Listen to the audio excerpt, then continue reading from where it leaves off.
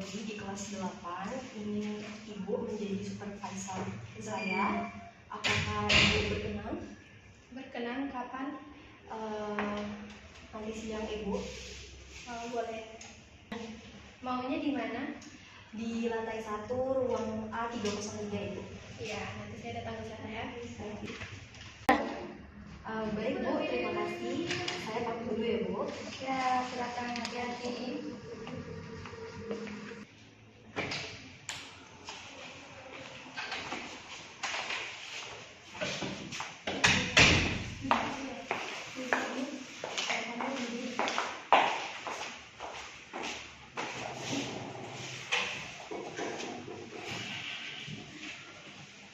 Assalamualaikum warahmatullahi wabarakatuh. Waalaikumsalam warahmatullahi wabarakatuh. Oke. Bagaimana kabarnya hari ini? Baik Ibu. Oke, baik semua ya.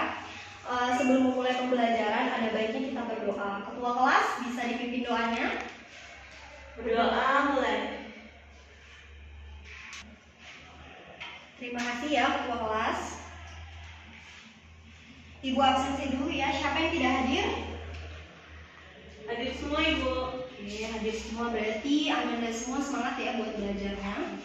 Oke, diminta coba kalian menghadap ke teman sebangku kalian. Kalian melihat wajah masing-masing teman sebangku kalian. Coba. Nah, dari wajah teman-teman kalian itu pasti kalian melihat perbedaan. Nah, ada yang bisa menyebutkan nggak perbedaan dari wajah teman kalian? Dewi Ibu. Silahkan Dewi. Perbedaan warna kulit, perbedaan bentuk hidung, bentuk mata, bentuk bibir. Ada yang mancung, ada yang pesek Ibu, ada yang sipit, ada yang mata besar kayak saya contohnya Ibu. Oke. Nah itu. Ada lagi?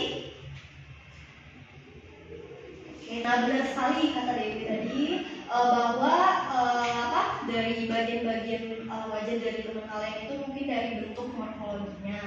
Nah, jadi pada hari ini tuh kita akan belajar mengenai keanekaragaman. Nah, adapun tujuan pembelajaran pada keanekaragaman hayati itu pertama adalah siswa dapat menjelaskan keanekaragaman hayati. Nah, yang kedua, siswa dapat menjelaskan tingkat keanekaragaman pada tingkat gen, spesies, dan ekosistem. Nah, dan yang ketiga, siswa dapat menjelaskan manfaat keanekaragaman hayati. Keanekaragaman hayati itu adalah keanekaragaman pada makhluk hidup yang menunjukkan adanya variasi bentuk, penampilan, ukuran, warna, serta ciri-cirinya.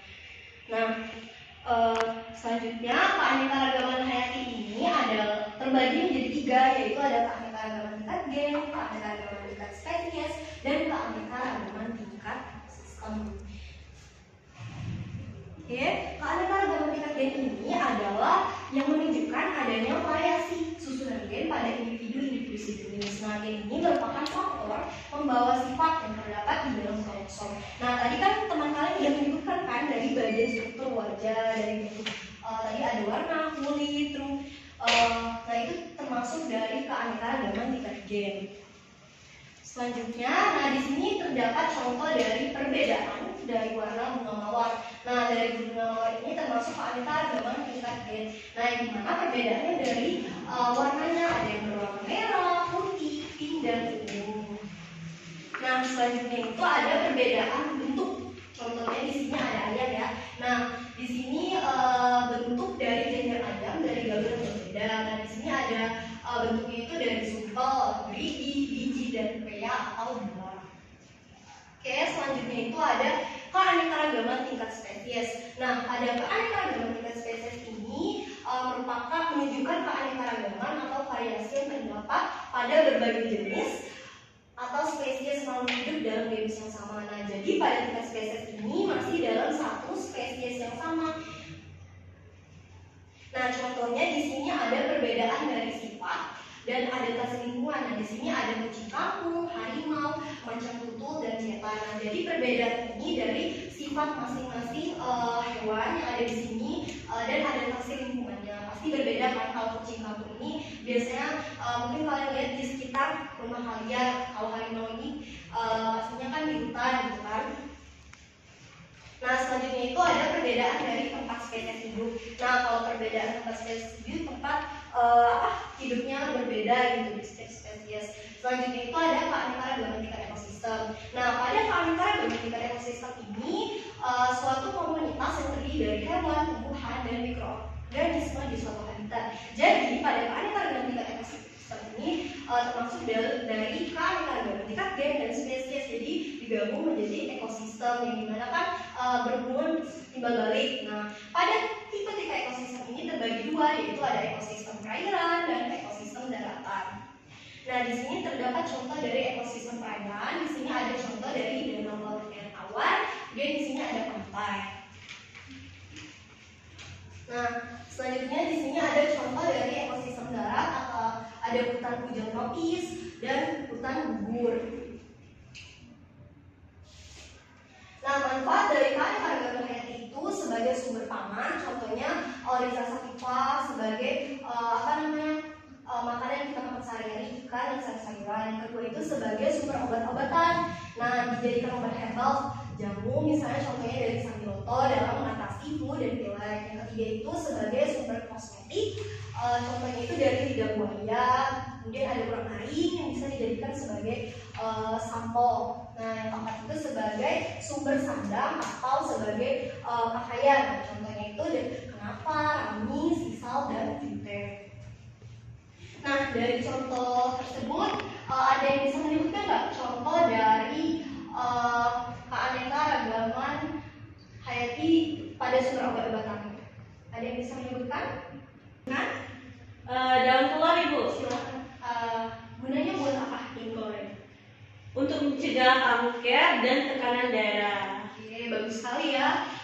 Oke, selanjutnya manfaat keanekaragaman hayati di selanjutnya itu pada sumber pakan atau sebagai bahan bangunan. Kalau rumah gitu, contohnya itu ada kayu jati, kayu nangka, dan pokok kelapa. Kemudian ada keanekaragaman hayati sebagai aspek budaya, contohnya budaya mungkar di masyarakat Jawa yang menggunakan pengawal. Oke, di sini Ibu akan membagikan dua kelompok. Nah, di mana tiap kelompok ini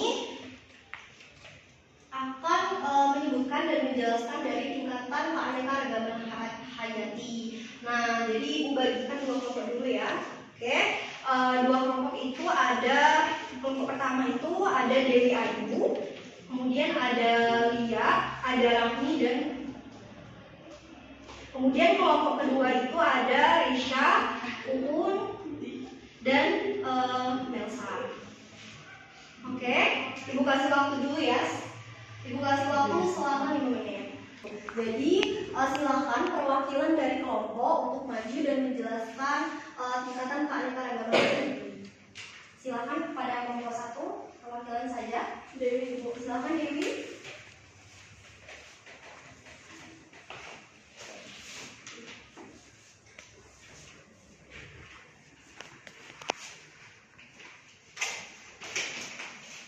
Di sini kami akan menjelaskan mengenai tingkatan spesies Ibu ini, di mana perbedaannya pada lingkungan hidupnya, di mana aren itu biasanya di pegunungan, kemudian kelapa bisa di dataran tinggi maupun dataran rendah. Kemudian yang terakhir ada pinang, di mana pinang ini kebanyakan juga ada yang di pegunungan. Oke, bagus sekali ya. Tolong teman-teman, kok teman-teman sih? Semuanya beri aplaus kepada teman-temannya. Ya, Dewi Ayu, bagus sekali. Oke, untuk kelompok 2, silakan perwakilan saja. Saya Bu. Silakan Raisya.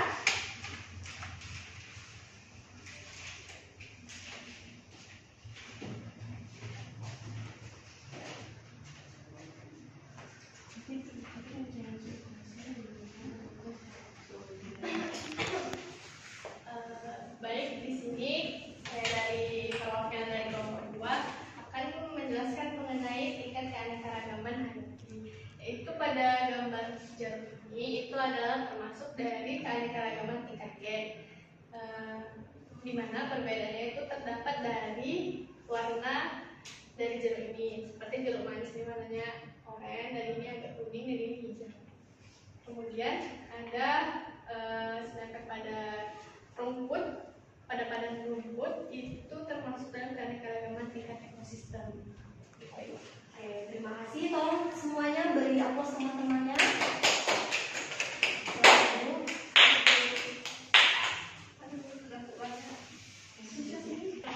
Oke, nah jadi pada kelompok-kelompok yang telah menjelaskan tingkatan pada keanekaragaman itu benar sekali. Nah, berarti keanekaragaman jeruk ini merupakan keanekaragaman tingkat gen, kemudian ini keanekaragaman tingkat spesies dan keanekaragaman ekosistem. Nah, kalau pada jeruk kan sudah disebutkan tadi dari perbedaan warnanya, morfologinya. Sedangkan kalau misalnya keanekaragaman jenis atau spesies ini dari adaptasi lingkungannya. Nah, kemudian kalau pada rumput ini ekosistem yang hubungan timbal balik gitu dari makhluk hidup dengan lingkungannya. Oke, dari materi yang sudah Ibu jelaskan tadi, mungkin ada siswa yang menyimpulkan. Silahkan, Ibu.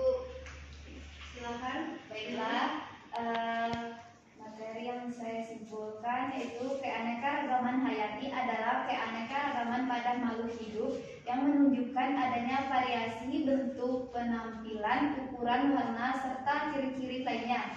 Tingkat terbagi menjadi 3, keanekaragaman gen, spesies, dan ekosistem. Baiklah, hanya itu yang dapat saya simpulkan. Oke, terima kasih ya kepada Rini. Ada lagi yang ingin menyimpulkan? Silahkan Dewi Ayu. Untuk tingkatan keanekaragamannya tadi Bu, contohnya pada gen itu ada keanekaragaman jeruk, kemudian bentuk-bentuk jeruknya warnanya juga beda. Kemudian yang kedua ada tingkat spesies dari palem, aren, dan juga kelapa. Kemudian yang terakhir ada tingkat ekosistem dari habitatnya Bu. Oke, bagus sekali ya.